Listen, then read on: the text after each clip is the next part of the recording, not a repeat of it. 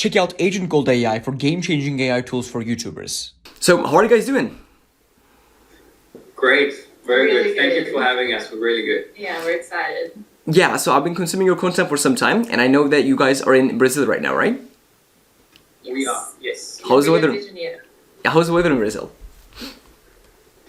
It's we are very fortunate, but we have been very fortunate in the last 9 months with weather in this whole South and Central America leg that we take it like it's something that had to be coming eventually. So we're not too mad about it, but it could be better. Awesome. Got it. So, ladies and gentlemen, here I have Max and Jacqueline here, who is going to be hopefully in the next 1 to 2 years, the new king and queen of the traveling niche, and the rise of that, which we're going to be watching together. And they are people who've been creating content on YouTube, on different platforms as well, TikTok and Instagram, for the last 2 years. And the reason why I really wanted to invite them on this podcast is because I think they create really amazing content, and I've been watching their content for a couple of weeks, and that's why we're going to have an amazing conversation about behind the scenes of how they create their videos, behind the scenes of how they come up with their ideas, where to travel, and how to maybe grow on social media, and their tips and tricks to small YouTubers. So, Max and Jacqueline, welcome to the show. Thank you. Thank Thanks you for so much having for us. having us. So, what I want to start with is actually just get this to the beginning and ask you guys, you guys started doing this around 2 years ago, around June, and in 2022. Where did the idea for this come from? Just out of nowhere, how did you guys want to start? And what's the story from that point till now? Jamaica. Yeah, we'll take turns. It wasn't out of nowhere. So when we started dating, we started watching a lot of YouTube videos together, and most of the channels that we really loved were travel channels. And then COVID happened only a couple of months after we started dating, and we moved in together and got locked down together. And travel videos on YouTube. Travel videos on YouTube were our, escape during that period. So then we started working for ourselves. We became, entrepreneurs, and started our own business from our homes. We were in lockdown anyway. And we realized that we were already working for ourselves, working remotely, and we loved travel YouTube videos, that we wanted to do that as well. So it was a conversation for a year before we took any action. And then the action that we took was to work as much as we could, save as much as we could, and get ourselves set up to then go travel for as long as possible. So then it took us another year to save money, and get all of our stuff organized at home so that we were comfortable to leave. So in that year, we actually bought a couple of investment properties because we didn't want to leave the country to travel with too much money in our bank account, because then we knew ourselves and we would just spend it all on travel. We also wanted to invest a little bit for the future as well. So it took us a year deciding to do it, and then a year of saving and investing and getting set up before we finally did it. Awesome.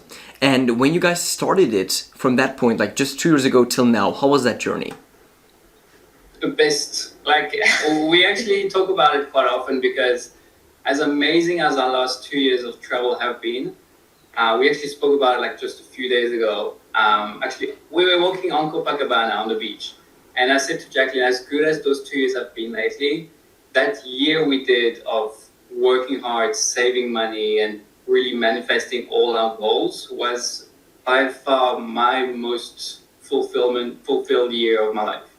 Because Jacqueline said it well, we had such clear, concise goals that we knew exactly what we needed to do, that almost to the day, for us to be achieving our goal in a year and a half's time. We did a lot of reading in that year and a half. My pride and joy was our bookshelf in our flat that we all had to sell before we left.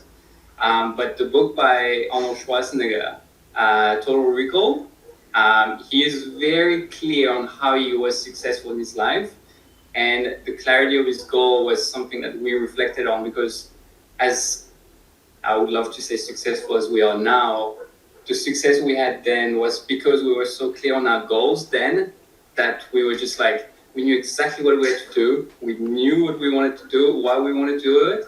And yeah, that was just the highlight of our year. That, yeah. I So, think the question was about the 2 years of travel, Yeah. not the. That was all answered.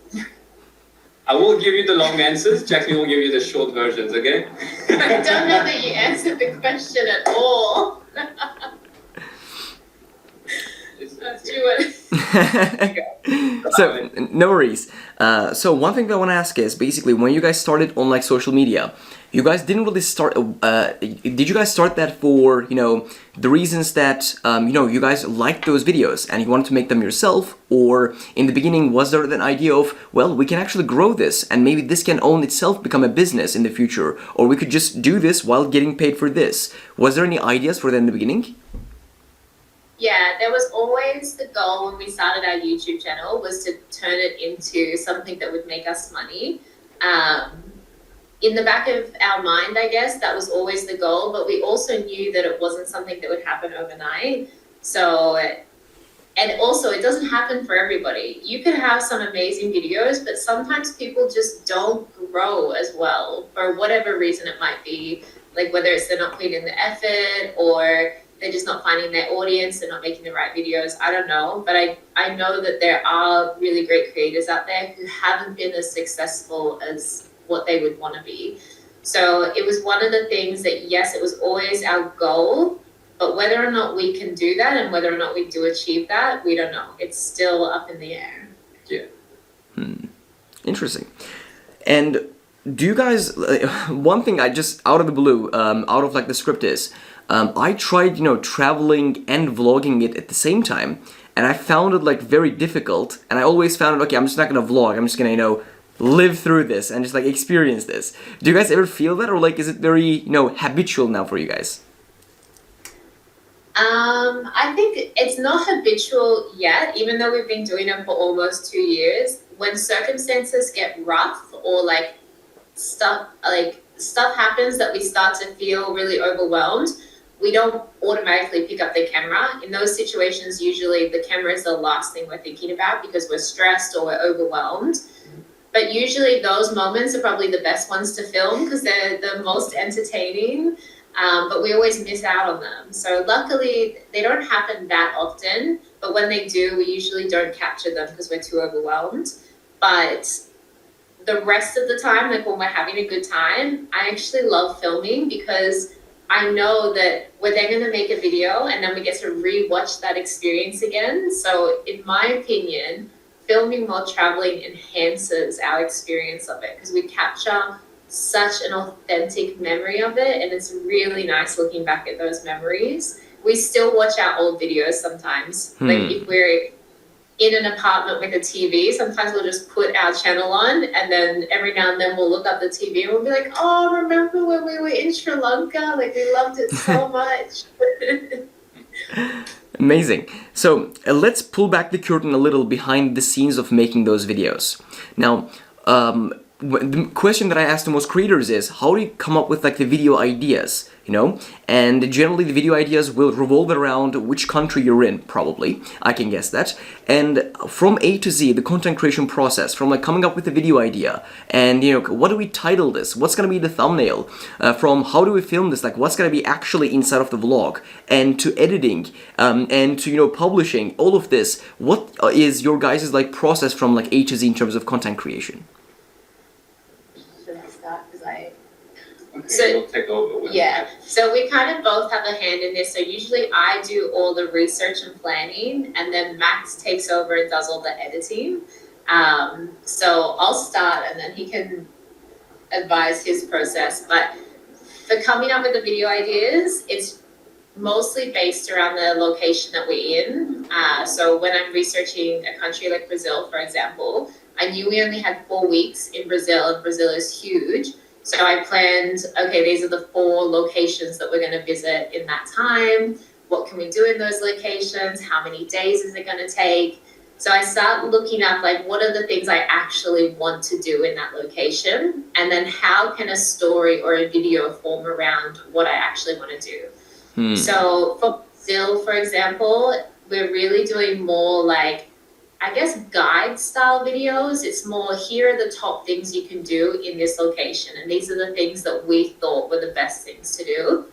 Whereas in other areas like Bolivia, we climbed this massive mountain called Huayna Potosi. And we did a whole video just about that one experience because it wasn't a guide. It's more just like, here's an epic adventure challenge that we're doing. And so we're going to film that. So it really depends on the activity that we're doing in the location as to the style of video. And then for the titles, I try to come up with them before we start filming. Mostly because everyone on every podcast says that's what you're supposed to do. I don't know that it really shapes our content that much, but in the script, when we speak throughout the video, we sort of relate it back to the title so that it has a resonance as to what the individual clicked on YouTube to be like, okay, now I'm getting the answers based on what I've clicked. Yeah, we just try to make sure that whatever the title is, we actually give them that content inside the video as well. So I guess that's why we do the titles. And for the titles, I just try to make something like evocative, like what's going to grab your attention, I guess, or what are people going to look for. Definitely, I have some hit and miss ones probably. And then thumbnails, we're the worst at thumbnails. We always forget to take them. Always. Yeah, because we try to stay away from, because Instagram's photos are very different than YouTube photos. Yeah. And it's very hard to find the emotions without being clickbaity or without going into the family photo or like there's me on holiday in Rio photo. But you also can't help but doing this, like Christ the Redeemer is like, let me take a selfie with it or something like this. It's really hard for the thumbnails. Yeah. So more often than not, we go through the footage, which is not an example we'd like to set, but we go through the footage and be like, oh, this is a cool expression there. And then sometimes tweak a bit the background, but yeah, we try to stay as genuine as possible. Yeah. And we need to related. improve on thumbnails. That's like a big area for us that we're trying to improve on. Just trying to remember to actually consciously think of what our thumbnail is going to be and capture that before we finish filming that video. But yeah, and then once we've through filming throughout the day, we don't usually have too much of a plan. It's just, we kind of just, I guess it's become more instinctual. We know, okay, we're getting on a public transport. We need to get some B-roll so people know what it's like catching a public transport. It's kind of, we don't really talk about it. It's just instinctive to get that stuff. Or if I have something I want to say, I'll say, Max, film me, I'm going to speak. Because there's something I want to point out or, yeah. And then once it's all done, it's Max's job. Yeah, it's just like getting the shot that will tell the story and that will link one chapter to the other, or having a transition that links the two chapters. And then editing process, we use Final Cut. We using 3 different cameras. The main one is a GoPro, which is the perfect stabilization, and it's not too big, and it's sort of reliable, I would say. Then we have a big camera for some good quality cinematic B-roll. We basically try our best. Or if we don't feel like it's a safe area, we just use an iPhone. So very simple, keep it simple. And we started with the GoPro. It took us a while to move from the GoPro to a bigger camera, but we still find ourselves using the GoPro 90% of the time. It's something that we're comfortable using for anyone out there looking to start their YouTube channel. Just stick to what you know is the most simple thing you want to use. And the rest will do the magic with the editing to what your video wants to be like. So keep it simple. So in terms of, for example, upgrading the equipment that people have, right? What would your advice be to someone who is like, well, I'm going to start YouTube. I have an iPhone, they might do travel videos. They might do just sit down and talk videos. Should I buy myself a camera? What's the best microphone? Like a little overwhelmed with those things. What would your advice be to a person like that who is having those questions in his mind? Keep it simple. Buy a microphone, absolutely, because you can get a decent microphone for less than $100, and use your iPhone if you can, because honestly, we all know iPhone cameras are so epic. They're so high quality. We still use it in our vlogs, and when when it's finished being edited, I don't know whether it's been the GoPro, the iPhone, or the Sony. Like I have no idea what's captured what. When you see the finished product. So I think that your iPhone is fine, but just invest in a good quality microphone because sound makes a huge difference. It's whenever we've had bad sound in our videos, it just lowers the quality of the video so much, and we can tell it when we're rewatching it. And yeah, just start simple. Buy more stuff as you need it. Don't buy a bunch of stuff in the beginning because to learn how to use one camera is such a big task. Yeah. To learn how to use 2 new cameras, plus a drone, plus microphones, like that's so overwhelming for me. Yeah, keep it simple, like as simple as it is. Yeah, most YouTubers generally, like, as you guys know, like, script their videos because, like, most YouTubers do sit down and talk videos. Like, when I sit down and talk, if it's like a 4 or 5 minute speech, I generally script it. But on, like, travel videos, I guess that's gonna be the complete opposite of, like, yeah, we'll probably have, like, these shots, like, we'll show around and we'll talk about these things. And how is that, like, the experience of, you know, traveling whilst trying to film all of these? Do you guys feel like you guys miss out? Do you guys feel like, oh, it's more enjoyable with this now? How is that feeling? We don't feel like we miss out on anything. I never feel like I'm not living in the moment because we're filming it. When you've seen a few of our videos, I guess, we don't have all of those like cinematic B-roll shots of like, you know, the girl with the flowy hair and the beautiful dress like in the scenery. Like we don't do that. We just, if we go somewhere, we wear what we're wearing and we capture shots, but we don't spend an hour just capturing, you know, footage to lay over the top of us talking. So we just have more, I guess, I don't want to say our vlogs are more authentic than anyone else's, but they're more just organic, I guess. It's just you're coming along with us on our adventures. We're trying to bring you so you feel like you're there with us. That's what, for me at least, I think for you as well, that's the goal of our vlogs, is I want people to feel like they're traveling with us and they're on that journey with us. The only thing we do script is the intro, Oh yeah. which we usually try to say at the end of us recording, so that if anything happens throughout the recording that is a good catch-worthy thing to add to the video, we have it available, so we don't have to reshoot the intro. Yeah. But Jacqueline, when she does the process of planning the video, right before we film, she would usually write the script of the intro, keep it in mind for the duration of the 2 days or 3 days over the time we're recording the video.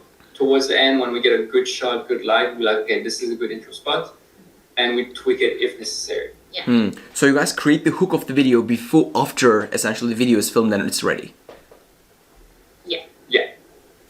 That's interesting, to be honest.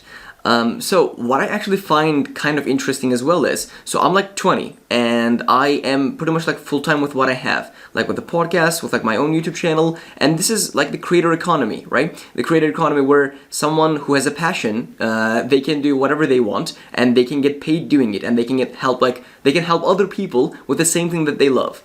So 20 years ago, this didn't exist. The internet didn't exist much, and this is right now what we're doing. It's kind of like impossible to explain to, you know, I can't really explain to my parents, this is what I'm doing and this is what I'm getting paid for. They're both like teachers, they're very smart people, but like this world doesn't really exist for them. So, and you guys are like players of this great online game as well. This is what I like to call it, the great online game. You know, the entrepreneurship, the online, making money online and stuff like this. And where do you guys see like this going in the next like 5 to 10 years?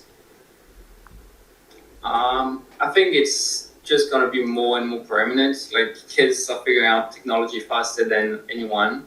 And media is just growing in every scale possible. The more we travel, the more we realize that everyone has phones, even in very undeveloped areas, people have phones. And it's getting more and more accessible to get on YouTube and internet. So yes, it was better 5 years ago, but it's still better today than it will be in 5 years. So if you really want to do it, just get on and just start it. Yeah, I mean, I love it. I think it's amazing that we have this opportunity. So we are in our 30s. We're, you know, a decade older than you. So we're older than Google. You know, internet didn't exist when we were kids. So we have really grown up like from the internet being created, like we were there when it happened basically. So it's been so inserted into our lives, and I love that I have this opportunity that I can buy a $500 camera and a $100 microphone and travel the world and make videos, and potentially one day people will pay me to do that, which is insane. We actually just got our first paid sponsored videos in the last 2 weeks, which is so big for us. Like, we're so proud of that. But it's bonkers that we can just do that. We can just film ourselves and someone's eventually going to pay us. Like, it's a wild world. One question like I really like to ask people is, because I think that's like gives a lot of perspective to people who are just starting out, is, let's say you guys had the chance to talk to, yourselves 2 years ago, right before starting this channel, and you knew what happened, you knew, this actually strategies you guys used to grow on social media, the best ways to film, all of the lessons that you guys learned in the last 2 years, but you only had like 5 minutes as a chance to speak with your like younger versions before starting like the social media game. What would be the first couple of like tips and strategies and like things that you would tell them that would help them make the progress maybe in half of the time, like much faster? What would those strategies be? I'd like to preface by saying that in the greater scheme of things, we're very early in our YouTube career. So what we say now will probably not be relevant at all in 2 years, like to us in 2 years kind of thing. But I think is, first of all, enjoy what you're doing. Like, as nice as it is to travel and edit and vlog and all that, it is a lot of work, but you got to remember to enjoy it. Because if you want to make a career out of it, might as well enjoy it. And just stick to what you know, like we say about the equipment, like don't overwhelm yourself, just learn about the culture, learn about the country you're in, and then from there, just create the best thing you can do. And your audience will sort of tell you what they like to see from you, and you'll take what you like to put out based on what they like, and then from there you can sort of grow from there, grow your tribe kind of thing, and then from there just find your groove and find your voice and just pursue from there. Yeah, I don't know that we have any specific advice that we could give ourselves to grow quicker, because we don't really know. Sometimes when we post YouTube videos, sometimes a video that we're like, oh, we don't even really like this video that much, it does so well and we don't know why. And then other times a video that we love so much, we put our heart and soul into it, we invested like money and time and a lot of effort, gets like a couple hundred views, and it's devastating. So if we're still unsure why one video does better than the other one, it's not clear to us. The YouTube algorithm is very mysterious. And with travel videos, you can't always create like highly optimized searchable content, because it's just, sometimes we travel to a place that isn't highly searched, and I don't want to miss out on that place just for the YouTube algorithm. So we don't create videos just for the algorithm. We create videos that we want to create. So that's probably slowing our growth more than other creators if they're creating specifically searchable content. So I don't know that I could give any advice that would help us grow quicker, but just what Max said, like, don't worry about growing quicker. If you keep at it, it'll probably happen eventually. You just need to enjoy it and make sure you want to do it for a long time. Like, if you look at big creators, Casey Neistat, he created videos for 6 years before he took off. So, how can we expect to do better than him? He's a professional filmmaker. Yeah, what I've seen is, like, your guys' channel, like, it depends on the channel size always, but sometimes the views that people get, like, are a little irrelevant to the amount of, like, subscribers they have. I know people who have 100k subscribers pulling in a couple of hundred views per video, and I know people who have like 2-3k subscribers and they pull in 1,000 views per video. And what I've seen is, which is very interesting, you guys are, as we're like speaking, sitting on like 10 to 12k subscribers, but you guys pull much more views than other channels who will have like 10,000 subscribers. They generally put in, for example, 500 views to 1,000 views per video. Why do you think it's that?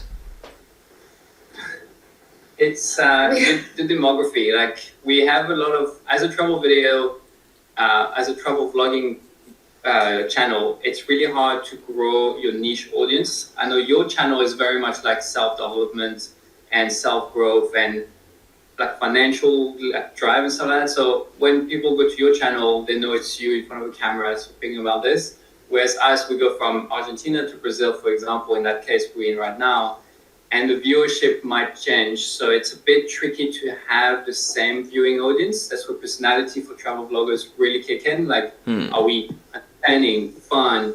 Like people like to watch us for who we are and not where we are. And for travel YouTube, it's a lot about the demography. In Argentina, for the last country we went, worked really well. But unfortunately, maybe the next country might not work as well. So consistency is key, I would say.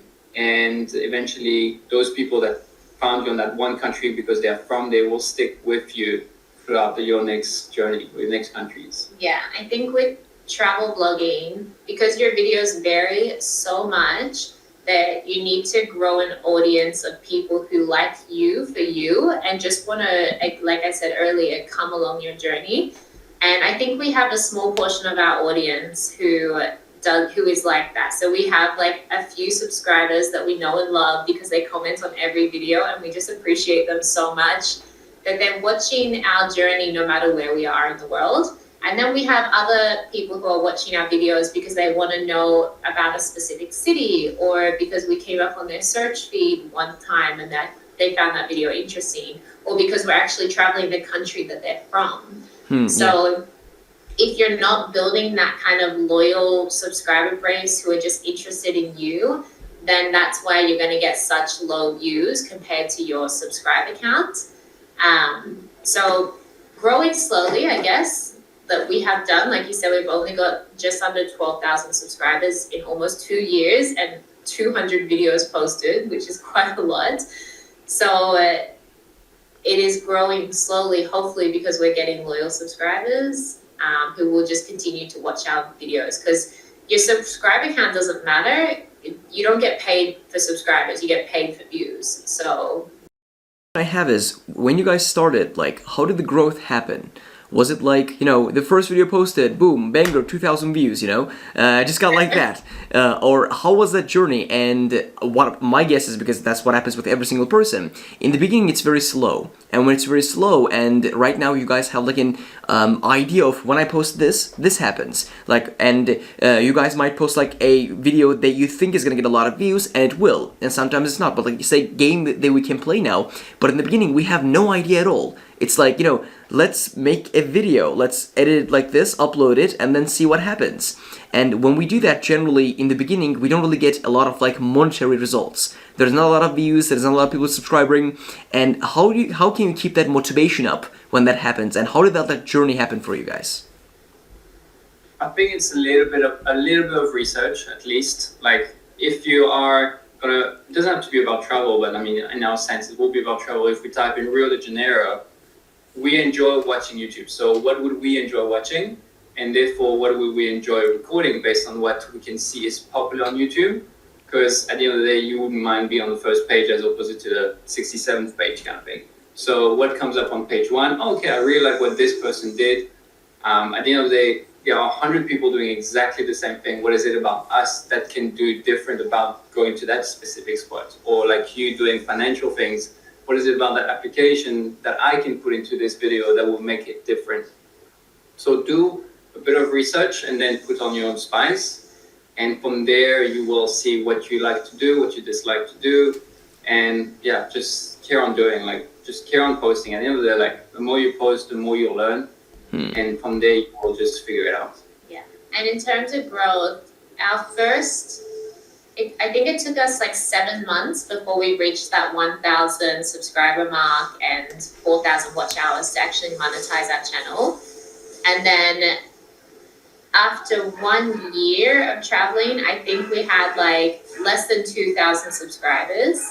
And then from year 2 to like the second year, which is not even over, we're like 10 months into our second year of travel, we've gone from 2,000 to 12,000. Like, the growth has been exponential from like beginning to now, but we find we have little spurts. So we'll like move from, 7,000 to 9,000 really quickly, but then 9,000 to 10,000 was so slow. So we have these little spurts of growth. So one particular video or a series of videos will somehow attract a lot of new subscribers. So the journey is not like a straight line at all. It's very much like quick growth, really, really slow, and then like another quick burst, and then really slow for a while. But now I feel like it's been pretty steady. Like we get a certain number of subscribers every single day that we can kind of almost guarantee at this point, because we have 200 videos there attracting people. And a lot of our older videos are still our most watched videos. So if you look at your YouTube studio, it gives you the top content in the last 28 days. And there's about 3 videos that have been posted over 6 months ago that is just always in that top content in the last 28 days. Interesting. So what would you say to someone who's also doing YouTube? They might have a traveling channel, they might have like a channel that's about something else, who is uploading the videos, who is continuing, and he or she loves the journey, but just not getting any views, and getting like really discouraged because of that, and wanting to quit. There's a saying which was like, I think it was like 6 months. People start to try it for like 6 months, and after they don't see results for 6 months, they generally like quit. The average podcast has like 9 podcasts, and if you continue after that, you already are in the top blah blah percent. What would your advice be to someone who's really discouraged because they're not getting views? If you quit, you will never achieve. You'll never grow if you stop posting. So if you don't quit, if you're in that 1% or 2% of people who don't quit and keep going, even though they're getting low views, the views will come. Because naturally, even if you're not actively trying to get better, you're going to get better at filming, you're going to get better at speaking on camera, you're going to get better at editing just by doing it. So your videos will improve in quality if you just keep posting, even without trying. So be in that 1% of people who don't quit, and eventually, it might take 2 years, it might take 5 years, everyone's journey is different, but eventually you will succeed. You have to, right? It's like if you exercise and go to the gym every day, you will build muscle. It's guaranteed, you know what I mean? Yeah. So you just have to keep at it, and it will happen. It will take a different timeline for everyone, but it will.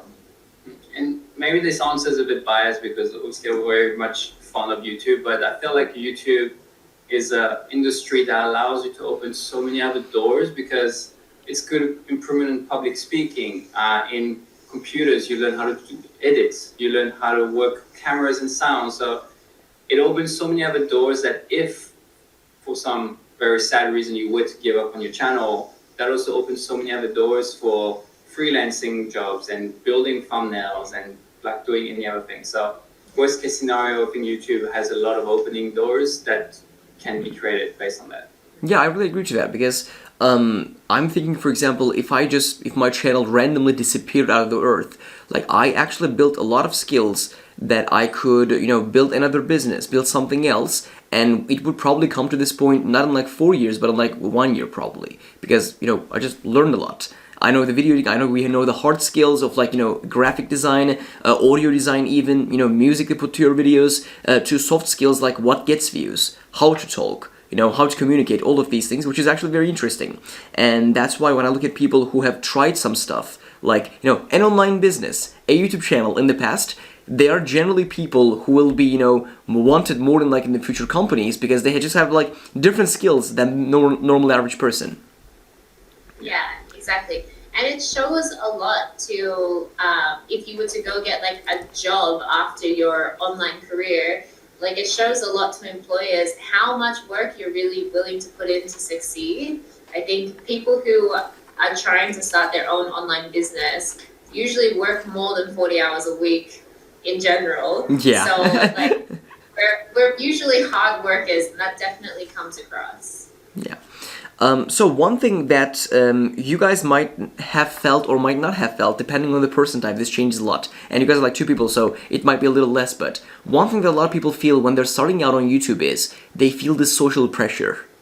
oh, my friends are gonna find about my channel, my friends like are gonna say this, oh, I'm gonna film in public, I'm gonna do this, I'm gonna do that. Like, it's a little weird. I feel like a little, uncomfortable. Have you guys felt that? And what would your advice be to someone who's feeling that and that's keeping them from starting a channel? We've been really lucky. Like, our family is so supportive of us. Never once have our family been like, why are you doing this? They've always been like, go do it. Like, try, give it a go. Like, you'll never know if you don't get out there and try. So our family have been like just incredibly supportive, even though this is something that they would never do. And we don't really feel social pressure. No, like we like We feel embarrassed sometimes filming in crowds. Like, when we were filming just the other day on the Celeron steps here in Rio, which are the famous steps. They were in that music video with Snoop Dogg and Pharrell. So they're like these really famous steps, and it's really touristy area. There's a big crowd, and we filmed a reel sitting on those steps. And the moment we started talking, this huge group of people just like stopped and stared at us filming, and we were like, it was really awkward. So you definitely get embarrassed, but I always say to Max and to myself that we're doing the things that other people aren't willing to do. And that's why our content is going to be interesting, because we are the people who are going to embarrass ourselves and yell or like, do something in a public place that 95% of other people would be too afraid to do. And that's why they'll never be content creators, and we will. Like, if that's what you want to do, you got to put yourself out there. Yeah. also maybe like a very bit of a cliche is that so many people are on their phone and they're on the phone watching content. So why don't you be that person that's on the other side creating that content Yeah. and then make money from it? So yeah, Eventually. yeah, eventually. But yeah, that's the idea. Like there's so much content now. There, be one of those person. Yeah. Exactly. It's And just consuming and versus creating. So should we close the video? Just Can- because there's a mowing. There's a mowing. There's a gardener. Power tools, typical. Can you hear anything? No worries. It's not a problem. The content is too great for that. Okay. So I actually want to talk about a little traveling because what I've seen is, I don't know how this just came out of nowhere maybe in the last like 15 years, but I know that pretty much like every single person who is in my niche, they have this like dream of like, yeah, I want to travel the world, I want to do this, I want to do that, and which is very interesting to me because like this wasn't like actually doable for people, especially for like people who didn't have a lot of money, right, in the past. Now, I want to travel a lot, and I want to like have a lot of like new experiences. What would your advice be to someone? Now, I make money from my own online business, but most of like my audience is trying to build their like online business. They're trying to like, get to the first step, so they're not making maybe a lot of money. What would your advice be to someone who wants to travel and who wants to have like different experiences, but doesn't have a lot of money to spend? Well, from my experiences of traveling, there are a lot of ways you can travel very cheaply without living in a, I don't know, I'm trying to find an extreme, but you can really travel cheap if you're smart about it. And if you're smart enough with finance before you start traveling, to put into perspective, we probably spend just a little bit more now than we were when we were not traveling. And in some countries, we're definitely spending less than when we were back. I mean, obviously we're from Australia, so it's a bit more expensive, and I'm comparing to some countries that are very affordable, but still the lifestyle you have in Southeast Asia is still cheaper than what we had in Australia. So if you travel smartly, be on the lookout for things, you can definitely find ways to travel on a very good budget without compromising on too much of your comfort. Yeah, and just travel to those more affordable countries until you have the money to go to the more expensive ones. If you're from a Western country like Europe, Eastern Europe or Australia like us, then Western Europe, sorry, or you'll have a decent wage usually. If you're a digital nomad and you're working, if we were working in Australia and earning Australian dollars and living in the Philippines, like our cost of living would be so low compared to our income. So you just travel to those more affordable countries and have those more affordable experiences. And then later in life, when you have more money, you can go to the more expensive places and do those more expensive items, you know. We try to balance it out with like expensive stuff and more affordable stuff. But there's a lot of stuff that we have missed out on because we just simply cannot afford it. Like we can't justify spending that much money at this point in time because it would take away, if we were to spend $5,000 on one experience, $5,000 is like almost 2 months of travel for us. So we would be missing out on 2 additional months of traveling for that one experience. So you just have to balance up and do the more affordable stuff.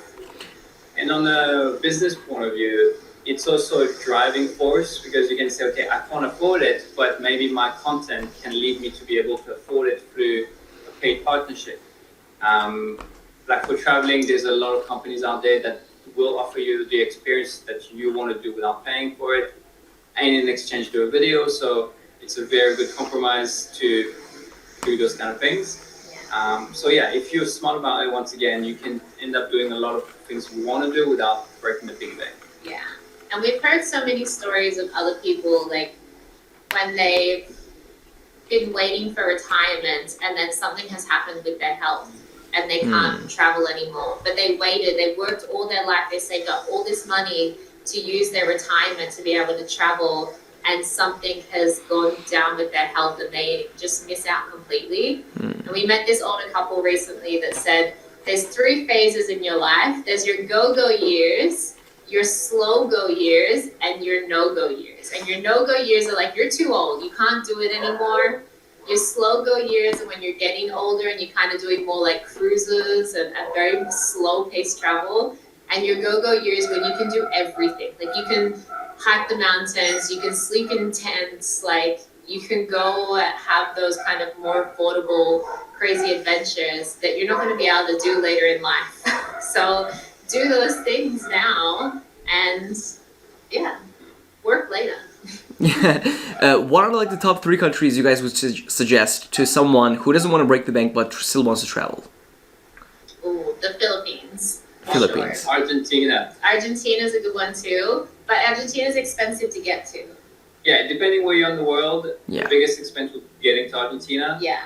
Perhaps Philippines, not as much, but still, if you're from Europe, it could be a bit of a bucket as well. The Philippines is really affordable and so beautiful, like really absolutely stunning. So definitely recommend that. In Europe, Bulgaria. Yeah, Bulgaria, South Africa, they're very affordable and a good quality life. But again, I think Yeah, expensive to get to. Mm. So you're expensive. Europe, Bulgaria, we had an amazing time. It's Yeah. very affordable. It's very close if you're from Europe. Yeah, there's beautiful scenery. Albania is another one, and Turkey in Europe is another one that were all very affordable, but with like magical scenery and amazing things to do. Almost anywhere in Southeast Asia. I mean, I think that's pretty well known that Southeast Asia is like a backpacker's paradise because it is so affordable. But for us, Philippines and Sri Lanka were 2 of our favorite sort of countries in that region that were less traveled by foreigners, but still really affordable. So, we're gonna ask this question. What are your guys' opinion on Turkey? I know you guys went to Istanbul, and I am Turkish, so how did you guys find that? We loved it. Yeah. I loved Turkey so much. We often talk about the fact that it's such a big country that we are going to go back for sure. And we're really looking forward to it. It's definitely something we have on the near country to visit list. The food is amazing. You can't, like, all of the food that we had in Turkey was so delicious. We loved it. And the people are so friendly. There was the only bad instance we ever had was in Istanbul with one of those shoe shine people who like drop the brush and then they try to scam you, right? So, and then we got ripped off at a restaurant who like overcharged us a small amount, like no breaking the bank or anything like that. So you do have to like check your bill, and you do have to be aware that in I think probably just mostly in Istanbul, there's a few things like that. But apart from that, the people are just so friendly and nice, and the food is amazing. and it has so much scenery. I mean, we just did Istanbul and Cappadocia, Mm-hmm. but I know the coastline of Turkey is meant to be stunning. So we really Yeah. want to go back to that. Yeah. So whenever you guys go actually back to Turkey, you guys have my WhatsApp number. Let me know. I'm like half in Turkey, half in Germany. I would love to, and me and my girlfriend would love to travel with you guys. Like that would be actually sick. That would be amazing. We'll take you up on Love that, yes. Yeah. For sure. So one question I have is like coming to the end of the podcast.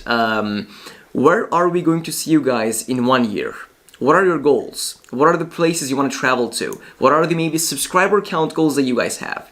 What are like let's say 1 year past, where are we going to see you guys? It's good that you asked this because we did the first one. It's now 2 years, but the first year and a half with the savings we had and the real drive for the passion of traveling more than anything else. And ever since the beginning of January 2024, we've given ourselves a bit more of a concrete goals in terms of a career to sustain what we love to do. So we started like this $100 a day challenge back in January 2024, which is basically on average, that's US dollars by the way, which is basically on average how much we spend per day to live and travel. And we've given ourselves 1 year, so end of 24, to break even based on income from collaborations, YouTube studios, any other ways to earn income, still figuring out as we speak. And to be able to say, okay, well, end of the year, we are not traveling from our savings, we're traveling from our income. And we're just shifting to be able to do it as an income. That's the goal in 12 months. So we In less than 12 months, because our savings will run out before the end of the year. So the goal for 2024 is to have a sustainable income from our content creation, which would be $100 a day. What's the plan for that when it comes to finding, making that $100 a day on social media? That is a great question that we are still trying to figure out. You guys definitely, shameless plug right now, but if you follow us on Instagram, we post a reel every week about what's happened that week on that journey. So we'll share our updates every week because I think it's probably going to change. But right now, I said earlier, we scored our very first paid partnerships. In the last 2 weeks, we've actually secured 3 different brand deals, which is pretty exciting stuff. And we have income from our ads on YouTube. So the plan with that is the more views you get, the more money you make. So as long as we keep posting videos and we keep getting more views, that will slowly increase. And then trying to get sponsorships from other brands will be a huge goal of ours. And to get to that, what we've discovered by speaking to a marketing agency who deals with influencers is that brands are really looking for a consistent 10,000 views per video. So once we can reach that, then hopefully the brand deals will kind of come to us. And my experience has been, it's about like the views that you guys get as well as a little the subscribers. What I've seen is I was at like 49k subscribers for a long time and sponsorships came like here and there. But the moment you like hit 50k, for example, the sponsorships just increase rapidly, like nowhere, out of nowhere, which is very interesting. And I can guess like when you get to 10k views per video consistently, that's like when a brand looks at that and says, yeah, we're gonna like worst case scenario get like this many views, and that means this is gonna be the impressions, and this is gonna be probably the people who click, and yeah, exactly. But my question is, generally, like when YouTubers try to make money on social media, that happens through like a product they sell. But I'm guessing right now that's like kind of like difficult, I guess, in the traveling niche. How is that like possible, or are you guys thinking about something like that? What's the deal there, for example? Product-based stuff is difficult for us because we're traveling. You can't post us anything. we don't have a fixed address really that we visit often enough to pick up packages. No, that's not what I mean. I mean, for example, maybe a digital product you guys can create. Like anything that, like, how to monetize the audience. Because I know, I forgot the name, but there's a person who, whenever they travel to somewhere, they create, like this, for example, a $5 simple, like, checklist for Argentina, for this place. And that's, for example, their subscriber, when they go there, they essentially buy that, like, checklist or something. Do you guys have, like, any ideas for, like, digital products or, like, stuff like this that you guys can create? That is a great question, and it's something we have discussed. How would we do that? But we've come up with a few ideas here and there, but nothing that's really been something that we've been interested in creating, because we think we want to create something that we would actually find useful ourselves. Yeah. So we haven't yet come up with an idea that we would want to buy ourselves. So we're still trying to figure that out. If you have any ideas, pass them along.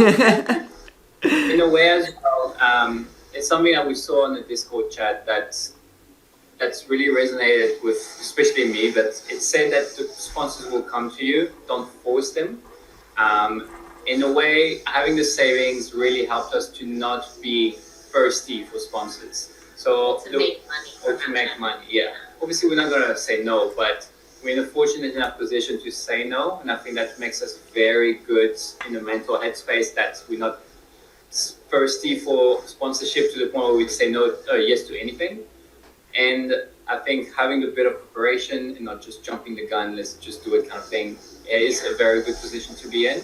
Yeah. But yeah, like Jacqueline said, do something that I think, like we said, like we are doing videos we would watch, to sell something that you would buy yourself. So the sponsors we've agreed to are things that we actually bought on our own without having the sponsors with us. So that's something that you can really speak to yourself about and be like, would I buy this product? Yes. Okay, cool. I can work. One time.